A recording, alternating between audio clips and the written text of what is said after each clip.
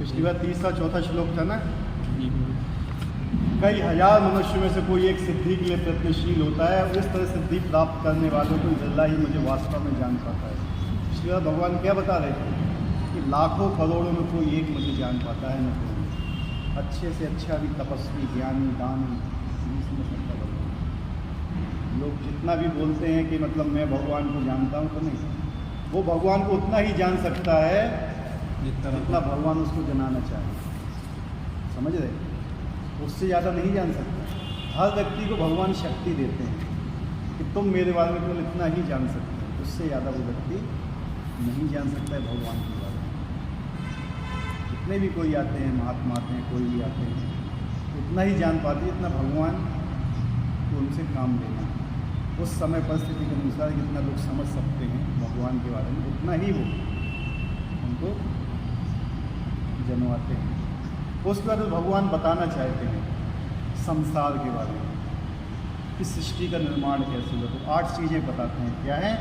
भूमिरोऽप्नु अनिलो वायु खं मनो बुद्धिरेव च अहंकार इति यमे भिन्ना प्रकृति अष्टधा। पृथ्वी जल अग्नि वायु आकाश मन बुद्धि अहंकार, ये 8 प्रकार से विभक्त मेरी भिन्ना अपरा शक्तियाँ। भगवान की अनंत शक्तियाँ हैं। क्या है? अनंत शक्तियाँ हैं भगवान की, आप गिनती नहीं कर सकते। लेकिन उसमें से कुछ भिन्न शक्तियाँ हैं, कुछ स्वांश, कुछ भिन्नांश होती हैं। जो भिन्न है, भिन्न में कौन सी है? 5 और 3, पृथ्वी अग्नि जल वायु आकाश मन बुद्धि अहंकार। जो भी चीज़ हम देखते हैं, जो भी हमें चीज़ दिख रही है यहाँ, जो भी चीज़ हम महसूस कर रहे हैं, वो सब इन्हीं 8 ही चीज़ों से मिलके बनी हुई। लेकिन जब भी याद रखना, जब भी ये 8 चीज़ें आपस में मिलती हैं तो उसमें जीवन नहीं आता है। अगर हमने कहीं से भी मिला के ये 8 चीज़ मिला के रख दी, ऐसे कंपोजिशन बना दिया कि हमने इनको कुछ क्रिएट कर दिया, तो उसमें जीवन नहीं डाल सकते। ये सब क्या है? मरण के समान मरी हुई चीज़ें। पृथ्वी अग्नि जल वायु आकाश मन बुद्धि अहंकार से हमारे शरीर का निर्माण हुआ है। लेकिन क्या है? उस समय तक निर्जीव है। एक इंजीनियर ने घर तो बना दिया, बड़ी अच्छी तरह से घर बना के रेडी कर दिया, लेकिन जब तक कोई व्यक्ति उसमें रहे नहीं। समझ रहे बात? ब्रह्मा जी ने पूरी सृष्टि कर दी इन 8 तत्वों से मिला के, पृथ्वी अग्नि जल वायु आकाश मन बुद्धि अहंकार से। लेकिन ऐसी ही पड़ी हुई है खाली, जैसे खाली घर पड़ा रहता है ना। लेकिन जब उसमें कोई व्यक्ति जाके रहना चालू कर देता है तो वो एक जीवित लगता है कि हाँ, वहाँ पे कुछ हलचल हो रही है। इसलिए जब ये 8 प्रकार की चीज़ें मिलती हैं तो उसमें जीवन नहीं आता है। तो वो अब भगवान अगले श्लोक में क्या कर रहे हैं? बता रहे हैं। आपरेमतस्त्वा प्रकृतिम विद्धि में पराम जीव भूता महाबाहो ये तम धार्यते जगत। हे महाबाहु अर्जुन, क्या बोल रहे हैं भगवान? हे महाबाहु अर्जुन, इसके अतिरिक्त मेरी अन्य पराशक्ति है। इन 8 चीज़ों के अतिरिक्त भी भगवान की एक और शक्ति है जो इन जीवों से युक्त है, जो इस भौतिक अपरा प्रकृति के साधनों का विलोहन कर रहे हैं। एक और शक्ति है जो पहले श्लोक में, चौथे श्लोक में बताई गई थी। कौन सी शक्ति? अपरा, निकृष्ट बोला जाता है उसको, निम्न, जो भोगने योग्य है, निम्न शक्ति है। इससे श्रेष्ठ शक्ति कौन सी है? जीव। इसको बोलते हैं पराशक्ति।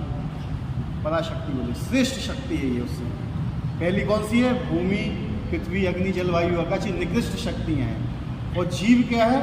उससे उत्कृष्ट, क्योंकि उनको भोगने के लिए ही जीव यहाँ पे आता है। और जब तक जीव इनमें प्रविष्ट नहीं होगा,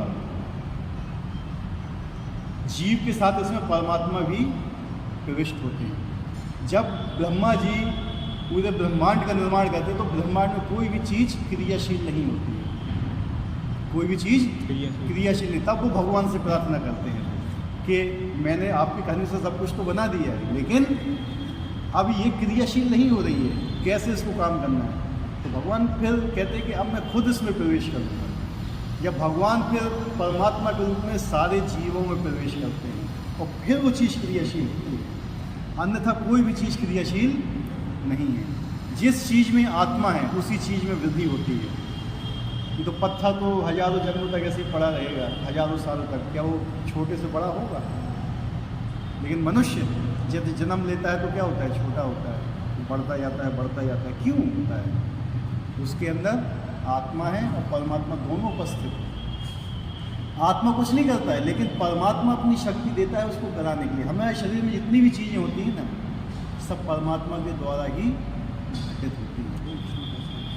ठीक है, पिछली बार आए नहीं तो जरा समझने मुश्किल होगा। तो दो शक्तियाँ बता रहे हैं यहाँ भगवान, पराशक्ति और अपराशक्ति।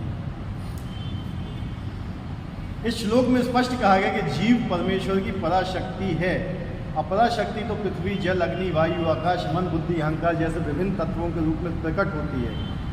भौतिक प्रकृति के दोनों रूप, स्थूल रूप पृथ्वी आदि और सूक्ष्म मन आदि अपराशक्ति के ही प्रतिफल है। जितनी भी 8 चीज़ें अपराशक्ति हैं, निकृष्ट हैं, इनमें कोई जान नहीं है, कोई क्रियाशील नहीं है। ये है स्थूल, मतलब जिसको आप देख सको, ठोस, जिसको आप महसूस कर सको, देख सको, ठोस होती है, कोई स्थूल होती है। जीव जो अपने विभिन्न कार्यों के लिए अपराशक्तियों का विदोहन करता रहता है, स्वयं परमेश्वर की पराशक्ति है और ये वही शक्ति है जिसके कारण सारा संसार कार्यशील है। इसमें एक शब्द आया हुआ है, विदोहन करना। विदोहन का मतलब क्या होता है? हैं? बताइए जरा, पढ़िए इसको। विदोहन मतलब क्या होता है? हिंदी है।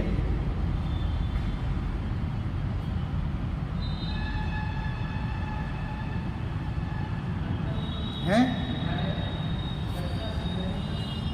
सुनाएंगे? विदोहन मतलब होता है शोषण करना। भगवान हमें यहाँ किस लिए भेजते हैं? भगवान ने सृष्टि किस लिए निर्माण की है? अभी आप गुरु परंपरा को देखिए, मतलब हमारे लिए भगवान ने क्या क्या व्यवस्था की है, वो गुरु परंपरा ही तुम्हें बता देगी। सबसे पहले कौन है? भगवान श्री कृष्ण। ठीक है, उन्होंने इच्छा की कि जितने भी ये जीव पड़े हुए हैं मृत अवस्था, मतलब मृत नहीं, एक सुप्त अवस्था में होते हैं, ये कुछ भी नहीं, एक जगह पड़े हुए हैं, बस कुछ भी नहीं कर रहे। तो भगवान ने क्या सोचा कि इनको वापस अपने लोक में मतलब बुलाना चाहते हैं भगवान। तो इनके लिए क्या करना है? उनको जो इनकी इच्छाएं वो पूरी करना है, सृष्टि करना है। तो सृष्टि करने के लिए ब्रह्मा जी आते हैं। तो भगवान श्री कृष्ण के बाद कौन आए गुरु परंपरा में? ब्रह्मा जी। ब्रह्मा जी ने क्या किया? सृष्टि का निर्माण किया। किसके लिए किया निर्माण? हमारे लिए, कि हम अपना लक्ष्य जानें। ठीक है, जब सृष्टि का निर्माण हो गया, सब कुछ हो गया, तो फिर नारद जी आए। नारद जी ने क्या किया? भक्ति का ज्ञान दिया कि केवल भक्ति के द्वारा ही तुम भगवान के पास तक पहुंच सकते हो। लेकिन जब कलयुग आने वाला था तो हमारी बुद्धि क्षीण होने वाली थी, हमें कुछ भी याद नहीं रहने वाला था। तो उन्होंने ये ज्ञान किसको दिया? व्यासदेव को। ठीक है, वही गुरु परंपरा आ रही है ना, व्यासदेव को दिया। व्यासदेव ने उसको लिखित रूप में प्रस्तुत किया। ठीक है, फिर व्यासदेव से ज्ञान किसके पास आया? मध्वाचार्य। ऐसे ये ज्ञान फिर गुरु परंपरा के द्वारा ये हमारे पास आया। मतलब भगवान की प्लानिंग देखिए, मतलब हम किसी लायक भी नहीं थे, हम वहीं पड़े रहते, करोड़ों सालों, अरबों सालों तक पड़े रहते, कुछ नहीं होता, सुप्त अवस्था में। कैसी अवस्था थी हमारी? सुप्त अवस्था। वो हमारे अंदर इच्छाएं भरी थी। क्या थी? इच्छाएं भरी हुई थी केवल।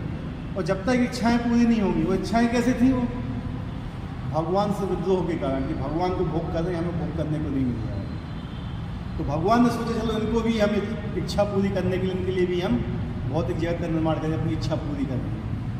और जब ये अपनी इच्छा पूरी नहीं कर पाएंगे तो मेरी ही शरण में आएंगे।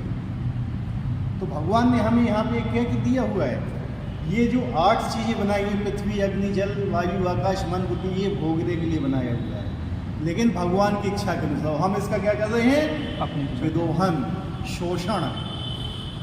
आया समझ में? अभी हम इसको भोग नहीं रहे हैं, हम इसका शोषण कर रहे हैं। भोगना मतलब क्या होता है? जितना हमें ज़रूरत है,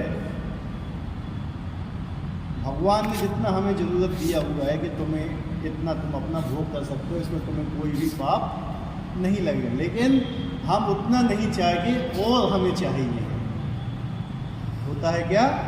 विदोहन, शोषण कर रहे हैं हम प्रकृति का। ये जीव क्या है? प्रकृति का शोषण कर रहे हैं। देख लो आप, जितनी चीज़ आपको ज़रूरत है कि आप उतनी ही चीज़ अपने पास रखते हैं या उससे ज़्यादा हैं? शोषण हो रहा है। ठीक है, तो वही भगवान यहाँ बताना चाहते हैं कि जीव जो अपने कारगिल अपरा शक्तियों का विदोहन करता है, स्वयं परमेश्वर की परा शक्ति है, मतलब श्रेष्ठ शक्ति है परमेश्वर की, भिन्न अंश है। क्या है? भगवान की ही शक्ति है। भगवान में और हम में गुणों में कोई अंतर नहीं है। क्या है? गुण हमारे भगवान की ही तरह है। अचिंत भेदा भेद, ये जो सिद्धांत है ये भगवान चैतन्य महाप्रभु ने बताया था कि हम भगवान से एक समान भी हैं और एक समान नहीं भी हैं। भेद भी है और अभेद भी है भगवान से हमारे। हम भगवान की पराशक्ति हैं, हमारे अंदर गुण भगवान की तरह हैं, लेकिन मात्राएं भगवान की तरह नहीं हैं। भगवान में असीम शक्ति है, हम में लघु शक्ति है। भगवान अनंत हैं तो हम बड़े सूक्ष्म हैं। ठीक है, जैसे बहुत बड़ी अग्नि की ज्वाला हो, उसके सामने एक चिंगारी, वैसी हमारी स्थिति है। तो हमारे गुण क्या हैं? भगवान की तरह हैं। ठीक है, और मात्रा भगवान की तरह नहीं है। लेकिन समुद्र, महासागर और बूंद में क्या क्षमता होती है, क्या स्थिति होती है? जो बूंद के अंदर जो पानी का गुण होता है वो समुद्र के अंदर भी होता है, महासागर में अंदर होता है वही गुण, लेकिन क्वांटिटी देखो, मात्रा। समुद्र में आप डूब सकते हो, बूंद में आप डूब नहीं सकते हो। ठीक है, तो अगर भगवान महासागर हैं तो हम पानी की एक बूंद के समान हैं, इससे ज़्यादा कुछ भी नहीं है। तो गुण क्या है? समान है। मात्रा क्या है? बहुत ज़्यादा अंतर है। ठीक है, तो हमेशा ये सोचो कि हम कभी भगवान नहीं बन सकते। बूंद के कभी महासागर बन सकती है? नहीं। तो हम कभी भगवान नहीं होंगे। मायावादी लोग क्या बताते हैं? यही चीज़ बताते हैं कि हम भी भगवान थे कभी, माया ने हमारे ऊपर अपना अधिकार जमा लिया और हम आगे सब कुछ भूल गए। जब हमें सब कुछ याद आएगा हम फिर भगवान बनेंगे। ये मायावादियों की कपोल कल्पना है। इस दृश्य जगत में कार्य करने की शक्ति तब तक शक्ति नहीं आती जब तक कि पराशक्ति जीव द्वारा ये गतिशील नहीं बनाया जाता। जब तक जीव प्रविष्ट नहीं करेगा किसी चीज के अंदर, उसमें गति नहीं आ सकती है। हमारा शरीर है, ये शरीर क्या है? मृत है, मरा हुआ है। और इसमें से आज आत्मा निकल जाए, पराशक्ति निकल जाए तो ये क्या है? किसी काम का नहीं है। केवल एक ही काम बचता है, इसका जला दिया जाए उठा के। गतिशील नहीं रह सकता है ये। तो जब तक इसके अंदर जीव है तब तक तो ये काम कर रहा है। जिस दिन जीव चला गया इससे तो काम करना है। इसी प्रकार से जब भौतिक ये जो ब्रह्मांड है, इसके अंदर ही भगवान किस रूप में प्रविष्ट है? पिछली बार बताया था 3 परमात्मा कौन कौन थे? और महाविष्णु। ठीक है, परमात्मा इनमें प्रवेश करते तभी गतिशील है, तभी किधर घूम रहे हैं।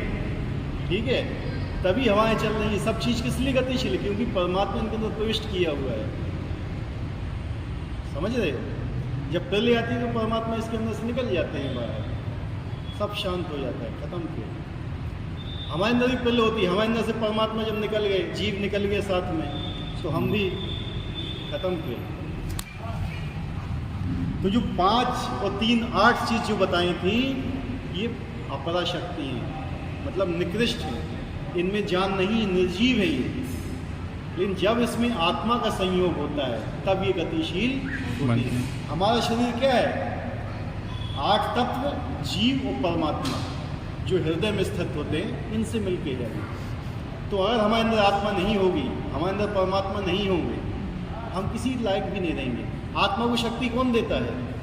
परमात्मा के द्वारा शक्ति मिलती है। हमारे अंदर जो जितने भी फंक्शन होते हैं शरीर में, सब परमात्मा के द्वारा ही संचालित होते हैं। आत्मा कुछ नहीं करता है ऐसा।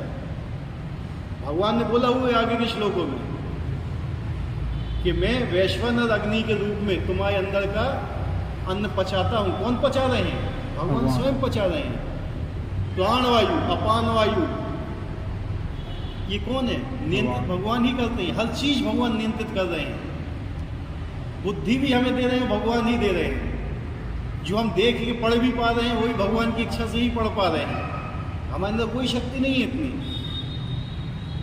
ठीक है, तो मेन चीज क्या है? जब तक परमात्मा प्रवेश नहीं करेगा, और क्योंकि भगवान हमसे प्रेम करते इसलिए जीव को कभी अकेला नहीं छोड़ते, इसलिए हमेशा भगवान जाते हैं।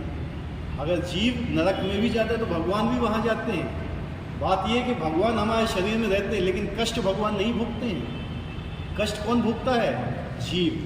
जीव जो इच्छा करता है, भगवान उसकी इच्छा पूरी करने के लिए वहाँ से सारा प्रबंध कर देते हैं। समझ रहे हो?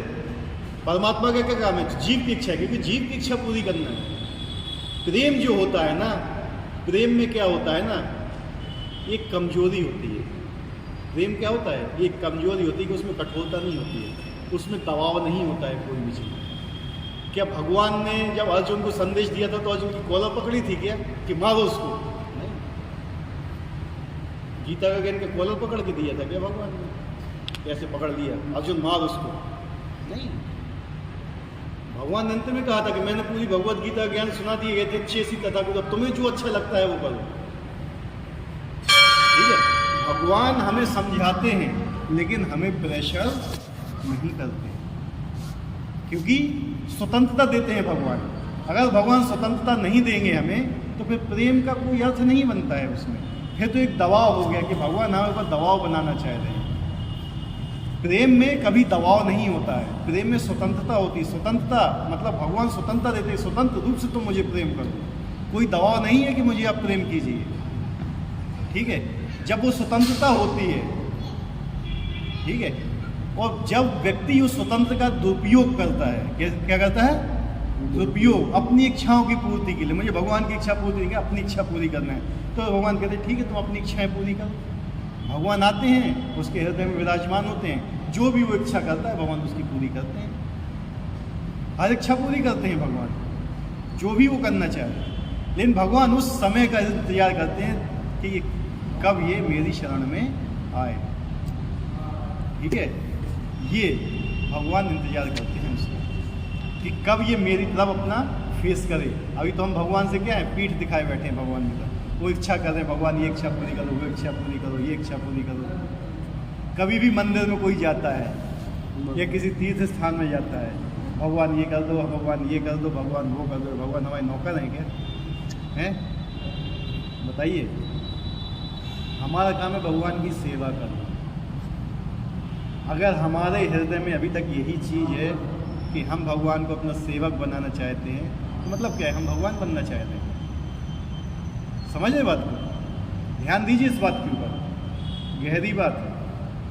अगर हम भगवान से कोई चीज़ मांग रहे हैं, भगवान को अपनी सेवा में लगा रहे हैं, तो मतलब क्या है? हम भगवान को सेवक बनाना चाह रहे हैं, वो हम स्वयं स्वामी बनना चाह रहे हैं। लेकिन ये गलत है, उल्टा है। इसी चीज़ से तो हम यहाँ फंसे हुए हैं। वास्तव में सेवक हम हैं, तो हमें भगवान की सेवा करना चाहिए। और सेवा का मतलब क्या होता है? ऐसी सेवा जिससे स्वामी प्रसन्न हो। ठीक है, ऐसा नहीं हो कि तुम कोई भी सेवा अपनी मर्जी करो, स्वामी आप प्रसन्न रहे, वो सेवा नहीं कहलाती है। ठीक है, सेवा वो होती है कि जो तुम्हारा स्वामी चाहे उसके अनुसार तुम उनकी सेवा करो, वो होती है सेवा। तो वास्तव में हम भगवान के सेवक हैं, लेकिन हम भगवान को ही अपनी सेवा में लगाना चाह रहे हैं। ठीक है, लेकिन भगवान भी क्या है? भगवान कहते हैं कि हम भी इच्छाएं पूरी करते हैं। वो इच्छा पूरी करते करते करते करते करोड़ों जन्म निकल गए, लेकिन अभी भी हमारी इच्छाएं पूरी नहीं हुई। कितने और जन्म लेंगे? तो भगवान कहते हैं कि मेरी शरण में आओ। और इतनी आचार्य ने इसलिए भेजा कि कैसे अपनी इच्छाओं को पूरी भी करो, यहाँ की इच्छाएं भी पूरी करो, भगवान की शरण में भी जाओ। युक्त वैराग्य बताया हुआ श्री रूप गोस्वामी ने, जिनका कल तिरुभाव दिवस था। ठीक है, इतने महान आचार्य थे वो, उनने बताया है सारा सब कुछ कि तुम्हें कैसे भगवान की शरण में जाना है। इसलिए भगवत गीता भगवान बताते कि इसके हिसाब से चलोगे तो मेरे पास आओगे तुम। लेकिन कितने लोग इसको उठाते हैं? कौन उठाता है इसको? कौन पढ़ना चाहता है? नहीं।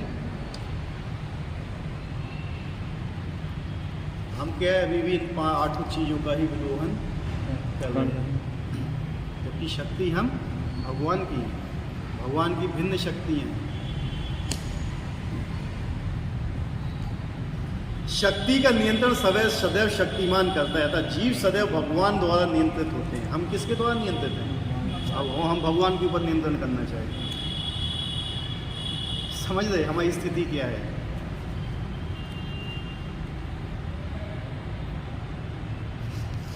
जीवों का अपना कोई स्वतंत्र अस्तित्व नहीं है, वे कभी भी समशक्तिमान नहीं, जैसा कि बुद्धिहीन मनुष्य सोचते हैं।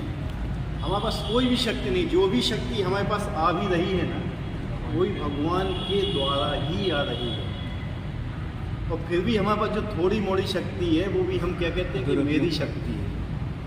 क्या कहते हैं? मेरी शक्ति। सबसे पहले तो उसको हम ये मानते हैं कि मेरी शक्ति है, भगवान की नहीं है वो। और वास्तव में वो कहाँ से आ रही है? भगवान से ही आ रही है, भगवान ही हमें शक्ति दे रहे हैं। ठीक है, जीव तथा भगवान के अंतर को इस प्रकार बताया गया है। हे परम शाश्वत, यदि सारे देहधारी जीव आपकी ही तरह शाश्वत और सर्वव्यापी होते तो आपके नियंत्रण में ना होते। क्या बता रहे हैं? भगवान क्या है? परमात्मा सर्वव्यापी, हर जगह व्याप्त है, लेकिन जीव व्याप्त नहीं है। जीव बड़ा सूक्ष्म है, बहुत छोटा है जीव। ठीक है, लेकिन भगवान क्या है? विभु है, विराट, पूरे संसार, पूरे मतलब क्या है, भौतिक जगत और अध्यात्म सब में व्याप्त है भगवान, लेकिन जीव नहीं है। किंतु यदि जीवों को आपकी सूक्ष्म शक्ति के रूप में मान लिया जाए, तब तो वे सभी आपके परम नियंत्रण में आ सकते। जीव क्या है? भगवान की सूक्ष्म शक्ति है, भगवान की ही शक्ति है जीव, अन्य कोई नहीं है। हम क्या हैं? भगवान की शक्ति है। भिन्न प्रकृति जो अपरा शक्ति है, ये भी भगवान की ही शक्ति है, लेकिन ये भगवान की क्या है? निकृष्ट शक्ति। हम भगवान की श्रेष्ठ शक्ति है। अतः वास्तविक मुक्ति को आपकी शरण में जाना है, और इस शरणागति से वे सुखी होंगे। मुक्ति का मतलब क्या होता है? शरण लेगा है। हम तो मुक्ति शब्द का अर्थ पूछ रहे हैं, जिसे लोग मोक्ष बोलते हैं। मोक्ष का मतलब, मुक्ति का मतलब क्या है? सारे बंधनों से स्वतंत्र हो जाना। कौन से बंधन? मोह माया के बंधन। मोह माया है क्या? मोह माया संसार जगत में जो माया है, सब कुछ माया है? तो जो आप बोल रहे हैं वो भी माया है फिर तो? है? नहीं है? बताइए। तो फिर हम कैसे मान लेते? आप कह रहे सब कुछ माया है, तो फिर आप भी माया हुई, आप जो बोल रहे हैं वो भी माया हुई, तो फिर माया की परिभाषा कैसे हुई? है?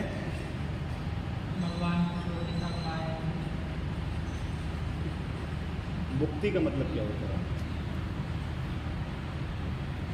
जो ये 8 चीजें बताई थी ना, पृथ्वी, अग्नि, जल, वायु, आकाश, मन, बुद्धि, अहंकार, जब हम इसका शोषण करना बंद कर देते हैं और इनको भगवान की सेवा में लगा देते हैं, मुक्ति, इन चीज़ों से बचना।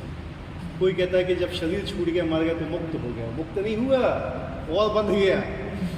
ठीक है, जो उसने किए हुए हैं जिंदगी भर। ठीक है, आदमी जिंदा रहते रहते ही मुक्त हो जाता है। उसे पता रहता है कि उसकी वास्तविक स्थिति क्या है। उसको जब ये जान जाता है कि मैं भगवान का सेवक हूँ तो मेरा एक ही काम है भगवान की सेवा करना, जब वो इस लक्ष्य पे पहुँच जाता है या इतना अपने आप को समझ लेता है तो समझ लो वो मुक्त है। लेकिन अच्छी तरह से समझना है, अपनी आइडेंटिटी उसको पहचानना है कि मैं कौन हूँ और मेरा कौन है। अभी वो मेरा किसको समझता है? सांसारिक चीज़ों को। अभी शुरू में क्या समझता है? खिलौने को अपना समझता है। हैं, माता पिता को अपना समझता है, हैं, जब बड़ा होता है ज़रा तो दोस्तों को अपना समझने लगता है, गर्लफ्रेंड्स बॉयफ्रेंड्स को अपना समझने लगता है, शादी हो जाती तो पत्नी को अपना समझने लगता है, सब भूल जाता है। भगवान को अपना नहीं समझता, लेकिन जिसको जो वास्तव में अपना है, जिस दिन ये उसने समझ लिया कि वास्तव में भगवान ही मेरे हैं और बाकी कोई कुछ नहीं है, तो समझ लो उसने स्टेप ले लिया अपना। ठीक है, जिस समय वो ये समझ लिया, बस इतनी सी चीज़ है, इतनी चीज़ केवल यहाँ 1 घंटे में ही समझ में आती है, इसके बाद नहीं आती है समझ में। ये चैनल पार हुआ, खत्म खेल। ठीक है,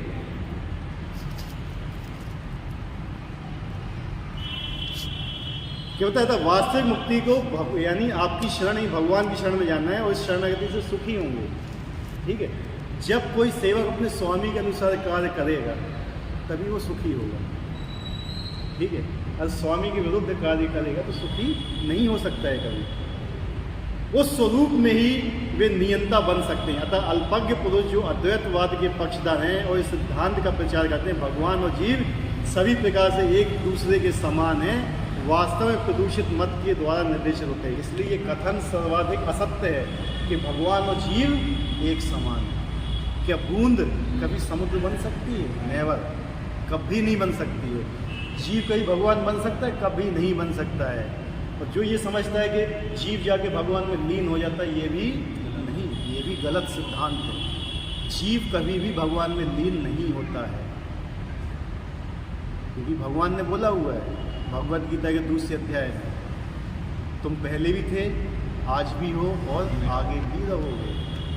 आत्मा का तो ना नष्ट किया जा सकता है, ना ही सुख, ना ही वो जन्म लेता है, ना ही मारा जा सकता है। लीन होने का सवाल ही कहाँ है? यानी भगवद गीता का ही सिद्धांत फेल कर रहे हैं ये लोग। मतलब केवल अपनी कपोल कल्पित सिद्धांत को स्थापित करने के लिए आजकल के लोग अपनी बुद्धि लगा के गीता के सिद्धांत को ही गलत करके अपना सिद्धांत उसके ऊपर थोपते हैं। तो ऐसे सिद्धांत होते हैं, ये गुरु परंपरा में नहीं आते हैं। गुरु परंपरा में जो चीज़ आती है वो तुम्हें सही चीज़ बताई जाती है कि तुम वास्तव में कौन हो, तुम्हारी क्या प्रकृति है, तुम्हारा क्या काम है, तुम्हारी वास्तविक आइडेंटिटी, तुम्हारी वास्तविक पहचान क्या है। परमेश्वर कृष्ण ही एकमात्र नियंता है। क्या है? वो ही नियंता है और सारे जीव उन्हीं के द्वारा ही नियंत्रित होते हैं।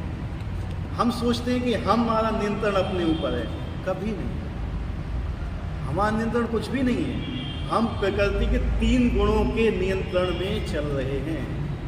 जब तमोगुण बढ़ता है तो हमें आलस आता है, नींद आती है, हम सो जाते हैं। अपने आप सोते हैं क्या? नहीं। उसी तो हमें भूख भी लगती है, प्यास लगती है, सब कुछ लगता है। प्रकृति के 3 गुण। सर्दी आती है तो अपने आप हम गर्म कपड़े पहनते हैं, अपनी इच्छा से तो नहीं पहनते। बारिश होती है, वो भी प्रकृति 3 गुणों को सकता है, हम छाता लेके निकलते, रेनकोट पहन के। गर्मी आती तो हल्के कपड़े पहनते, कूलर लगाते, एसी लगाते हैं। तो प्रकृति के 3 गुणों के द्वारा नियंत्रित हैं हम, इससे ज़्यादा कुछ भी नहीं है। हम नियंत्रण में, और प्रकृति के 3 गुण किसके नियंत्रण में? भगवान। नहीं, वो तो इनडायरेक्ट रूप से, ये माया के नियंत्रण है। माया, और माया किसके नियंत्रण में है? भगवान के नियंत्रण में।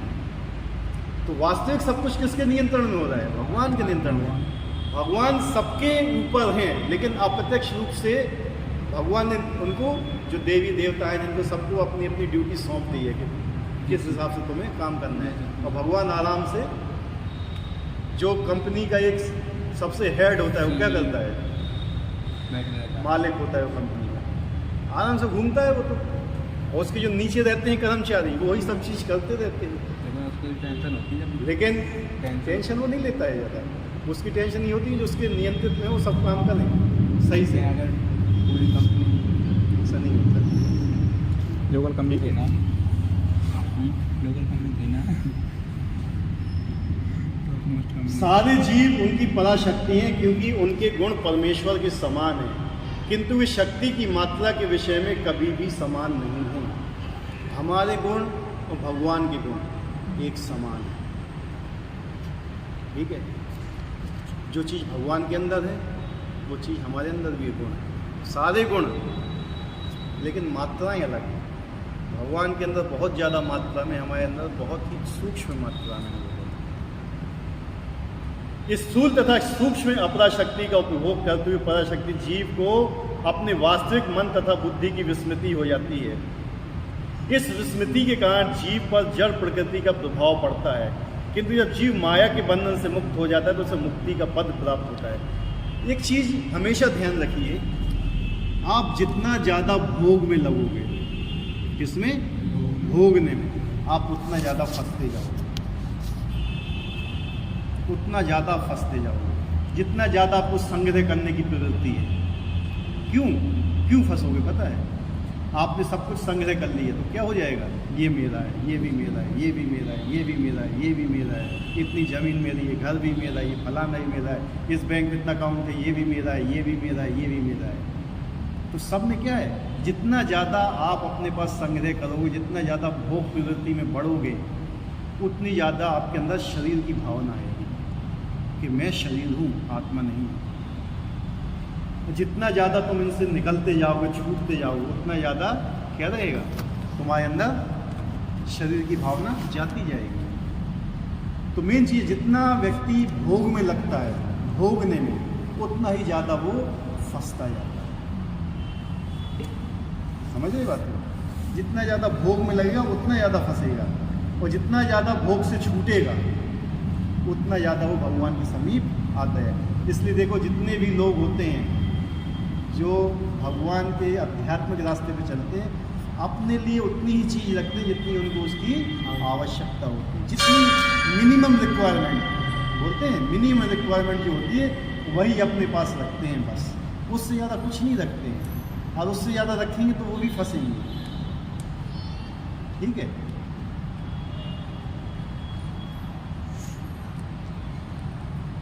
तो जितनी भी ज़्यादा चीज़ें हमारे पास रहेंगी तो हमारे मन और बुद्धि क्या होती है? विस्मृति हो जाती है, विस्मरण हो जाता है कि हम भगवान के सेवक हैं। हम उन चीज़ों का स्वामी मानने लगते हैं आपको। वास्तव में वो चीज़ें भी हमारी नहीं है, वो भी भगवान की ही दी हुई हैं चीज़ें। क्या जल हमने बनाया हुआ है? ये ज़मीन हम कहते हैं कि हमने घर बनाया अपना, कि घर के लिए जो मिट्टी बनी है किसने बनाई है? तुमने बनाई है क्या? ये जल लगा हुआ है किसने बनाया? तुमने बनाया हुआ है क्या? अग्नि के द्वारा जो ईंटें बनाई गई वो किसने बनाई हुई है? अग्नि तुमने बनाई है क्या? और फिर भी हम कहते हैं कि वो मेरा है। तो वास्तविकता जानिए कि तुम क्या हो, मैं कौन हूँ, मेरा कौन हूँ। मैं एक जीव आत्मा हूँ। क्या है? जीव आत्मा। और मैं भगवान का नित्य सेवक हूँ, इससे ज़्यादा कुछ भी नहीं है। और भगवान ने जो भी हमें सुविधाएं प्राप्त दी हैं वो केवल हमें इसलिए प्रदान किए कि हम यहाँ पर अपनी इच्छाओं को पूरी करें और यथाशीघ्र भगवान के पास हम पहुँचें। लेकिन हम यहाँ आके अपनी इच्छाओं को बढ़ाते ही जाते हैं, बढ़ाते ही जाते हैं और अनलिमिटेड बढ़ाते जाते हैं। देखिए अपने हृदय के अंदर, जब से आप यहाँ नहीं आए थे, इससे पहले, जब अभी आप यहाँ आ रहे हैं, अंतर देखिए जरा अपने अंदर। उस समय अपने भोगने की प्रवृत्ति थी, इस समय कम हुई है। अभी भी है लेकिन कम हुई है। और धीरे धीरे इसी चीज़ को ही कम करना है कि हमें अपने आप को संसार से नहीं समझ, संसार हमारा नहीं है। इस संसार में केवल धोखा है, क्लेश है, दुख है। दुखालयम अशाश्वतम, दुख के अलावा इस संसार में कुछ भी नहीं है। और तुम सुख का अनुभव करते हो, अगर उस दुख में थोड़ी सी भी कमी होती है ना तो तुम्हें वो सुख लगने लगता है। वास्तव में यहाँ पे सुख है ही नहीं। समझ रहे हो ना? नहीं आया समझ में? इस संसार में केवल दुख ही दुख है, सुख लेश मात्र भी नहीं है। लेकिन तुम्हारा दुख जरा सा कम हुआ तो तुम उसको सुख समझने लगते हो। समझे बात? कि अब मैं सुखी हो। वास्तव में हम सुखी नहीं है, क्योंकि हर समय हम प्रकृति के नियंत्रण में हैं। हर समय हमें मृत्यु का भय है, नहीं है भय? बताइए। हर समय हर क्षण आपको मृत्यु का भय है। कोई ऐसा व्यक्ति है जिसको मृत्यु का भय नहीं है? सबको है भय। क्यों भय है? क्योंकि हम इस मर्त जगत में हैं। और मृत्यु का भय कहाँ नहीं है? वैकुंठ में। वैकुंठ बोला था, जहाँ कोई कुंठा ही नहीं है। कुंठा मतलब कष्ट नहीं है। वैकुंठ जहाँ न जन्म है, न मृत्यु है, न जरा है, न व्याधि है। और यहाँ पे चारों चीज़ें हैं, है कि नहीं? जन्म भी है, मृत्यु भी है, बुढ़ापा भी है, बीमारी भी है। यही 4 चीज़ें हैं जो हमें कष्ट देती हैं।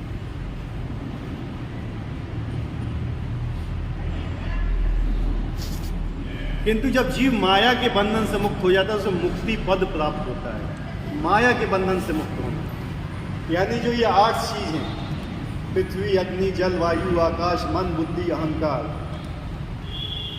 जब वो इनको अलग करता है ना तो मुक्त होता है। लेकिन भगवान की सेवा में नहीं लगता है, मुक्त हो जाता है।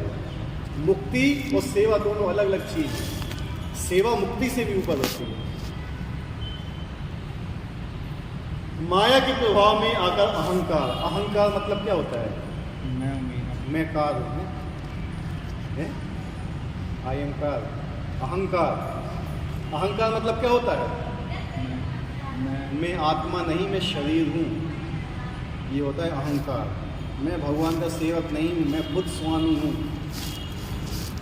जब तक आपके अंदर भोगने की प्रवृत्ति है कोई चीज़ की, तब तक आप स्वामी बनने का प्रयास कर रहे हो।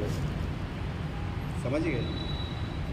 जब तक आपके अंदर भोगने की प्रवृत्ति है, चलो यार मार्केट में बढ़िया चाट बन रही है, आलू टिकिया सिक रही है गर्मा गर्म, है क्या नाम है?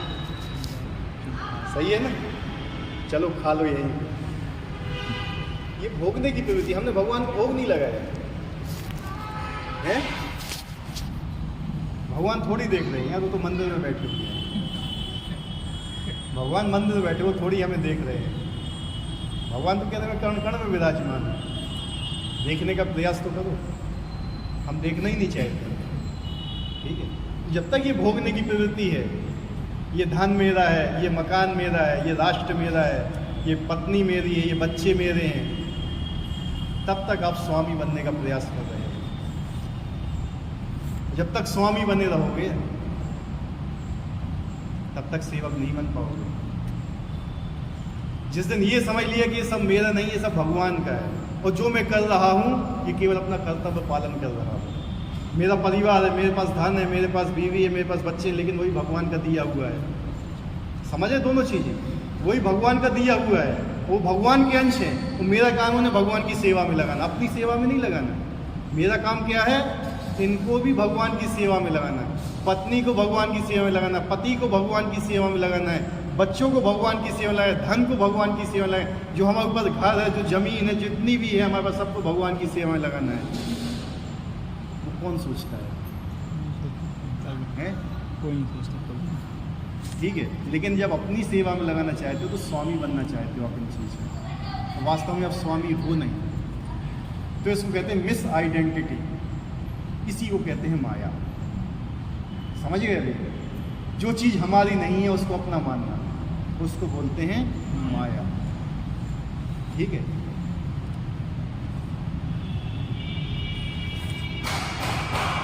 मैं ही पदार्थ हूँ, वो सारी भौतिक उपलब्धि मेरी है। जब वह सारे भौतिक विचारों जिसमें भगवान के साथ पदार्थ भी सम्मिलित है मुक्त हो जाता है, तो उसे वास्तविक स्थिति प्राप्त हो जाती है। इसमें क्या होता है, लोग भगवान, ये सब के बाद भगवान से भी मिलना चाहते, भगवान में लीन होना चाहते हैं। यह प्रवृत्ति भी, भगवान में लीन होने की प्रवृत्ति क्या है? मैं स्वयं भगवान बनना चाहता हूँ। समझ रहे? भगवान में लीन होने का मतलब क्या है? भगवान में लीन है, मैं स्वयं भगवान बनना चाहता हूँ। तो जब आदमी इस चीज़ से भी मुक्त होता है तब वो वास्तविक मुक्त कहलाता है। जबकि कोई भी भगवान में लीन नहीं हो सकता है। हमें केवल अपनी चेतना लीन करना होती है भगवान, अपने आप को नहीं। क्या करना होती है? लीन चेतना। लेकिन उसमें क्या बोल दिया कि अपने आप को लीन करो भगवान। नहीं, आत्मा कभी लीन नहीं हो सकती है। आत्मा का पृथक एक अस्तित्व होता है, तो भगवान भी पृथक अस्तित्व है, कभी लीन नहीं होता। आत्मा नष्ट नहीं हो सकती है। अगर लीन होने का सिद्धांत है तो आत्मा का सिद्धांत तो खंडित हो जाएगा वहाँ पे कि आत्मा नष्ट नहीं हो सकती है। हुआ खंडित क्यों नहीं हुआ? तो एक सिद्धांत की जगह चल रहा है तो दूसरा सिद्धांत कैसे खंडित कर सकता है? समझ रहे बात को मेरी? आ रहा है समझ में कि नहीं आ रहा है? जब भगवान ने कहा है आत्मा का ना तो जन्म होता है, ना आत्मा को मारा जा सकता है, ना ही आत्मा भूल सकती है, ना आत्मा को जलाया जा सकता है, ना भिगोया जा सकता है, ना कुछ सुखाया जा सकता है, तो आत्मा लीन कैसे हो सकती है? तो गीता का एक सिद्धांत दूसरे सिद्धांत का खंडन कर रहा है। तो यानी सिद्धांत ही गलत है लीन होने का। केवल चेतना जो होती है हमारी कॉन्शियसनेस, ये मेन चीज़ होती है। ये हमें अपनी कॉन्शियसनेस भगवान की कॉन्शियसनेस में लीन करना होती है। इसी को कृष्ण चेतना बोलते हैं, इसी को अंतर्राष्ट्रीय कृष्ण भावनामृत संघ बोला जाता है, जब हम अपनी चेतना को भगवान की चेतना में लाना चाहते हैं। समझ रहे बात को?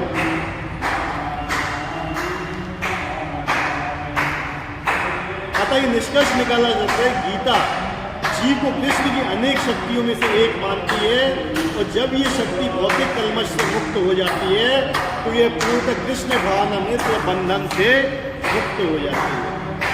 क्या बता रहे हैं? जो जीव है भगवान की अनेक शक्ति में से एक शक्ति है। क्या है? भगवान की अनंत शक्तियाँ हैं, लेकिन उसमें से एक शक्ति क्या है? जीव है। और भगवान की भिन्न शक्ति है। भगवान बोलते हैं कि भिन्न शक्ति है मेरी। जीव क्या है? भिन्ना प्रकृति है। गुण एक से है, मात्रा अलग अलग। तो हम जीव भगवान की शक्ति है, और माया भी भगवान की शक्ति है। पृथ्वी, अग्नि, जल, वायु, आकाश, मन, बुद्धि, अहंकार, ये भी भगवान की ही शक्ति है। वो भगवान की अपरा शक्ति है, हम भगवान की परा शक्ति है। समझे बात को? वो निर्जीव शक्ति है, हम चेतन शक्ति है। आ रहा समझ में? कठिन है जरा सब्जेक्ट, इसलिए बड़ा धीरे धीरे लेके चल रहा हूँ। भगवान की अनेक शक्तियाँ हैं, उसमें से एक शक्ति हम भी हैं। आया समझ में? हम चेतन हैं, और पृथ्वी, अग्नि, जल, वायु, आकाश, मन, बुद्धि, अहंकार ये निर्जीव है। इतना समझ लो बस। तो इन्हीं दोनों शक्तियों से ही मिलके सारा जगत का निर्माण हुआ है। इन्हीं दोनों शक्तियों से।